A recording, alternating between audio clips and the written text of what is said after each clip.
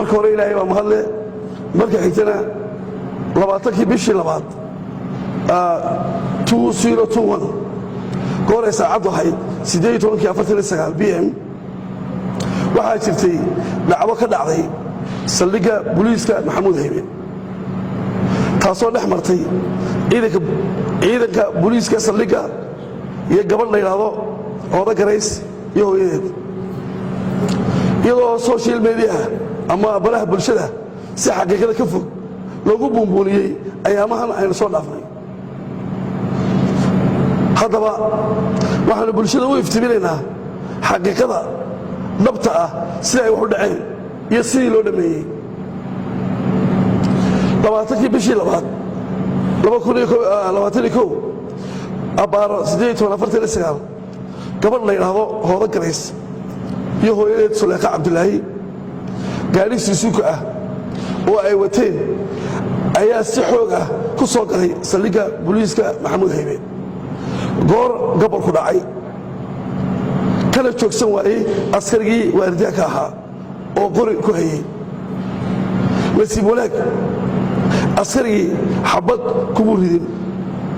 markii ay istaagtay kadib askarigii wuxuu ku yidhi dib u qaad gaadhiga oo baarka ka dhig iyadoo ka dhaga adeegtay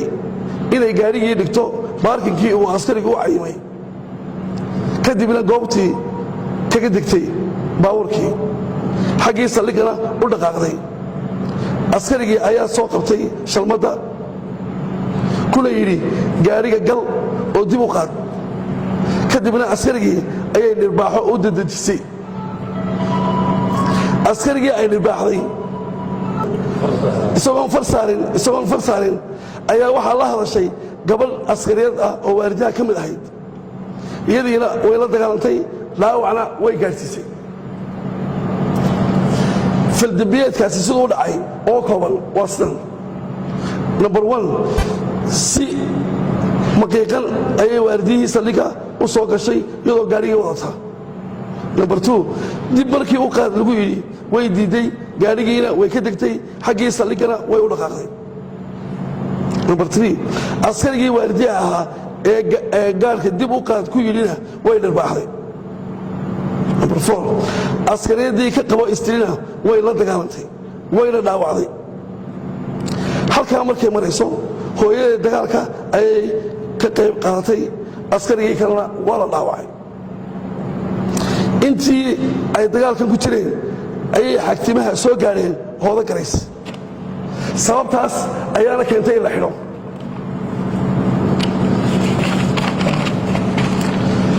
xariga kadib waxaa ciidanka booliiska u yimid odayaasheedii oo uu ka mid yahay caaqilkeedii waxay ka garaabeen falkii khaladka ahaa ee ciidanka booliiska lagula kacay haaligelinna way ka bixiyeen wixii meeshaa ka dhacay waxaanay codsadeen in loo sii daayo eedaysanayaasha waxaanay ballan qaadeen in aanay wax dambe oo khaldaad ah ku samayn doonin ciidanka booliiska taasoo ku cad nootaayada sharciga ah ee halkan aan idinka tusayo iyagoo oo miyirkooda iyo maankoodaba qaba ayay hooda iyo hooyadeedba saxiixeen nootaayada sharciga ah oo lagu sii daayay iyo odayadoodii iyo caaqilkoodii iyo waxgaradkoodiiba waxaa nasiib darro ah in ceebayn iyo sumcadilis loo geliyo baraha bulshada ciidanka booliiska iyadoo aan ciidanka booliiska waxba laga weydiinin ilaa hadda oo xafiiskii uu taliska ciidanka booliiska sameeyey cabashada xitaa mayna imanin oo aan la iman xitaa ilaa iminka halkaas waxaa ka cad in ujeeddada laga leeyahay ay tahay in ciidanka booliiska iyo bulshada colaad la isku geliyo cid kastaaba dabada ha ka riixaysay haddaba laga bilaabo maanta cidna ka yeeli mayno aflagaado ceebayn kutubasho sharci iyo kala dilista booliiska iyo bulshada ay dadka qaar caadaysteen shaqana ka dhigteen waxaana isla taagi doonaa sharciga iyo cadaaladda haddii ilaahay yidhaahdo arrintan hooda garays iyo hooyadeedna garsoorka iyo cadaaladda ayaanu horgeyn doonaa haddii ilaahay yidhaahdo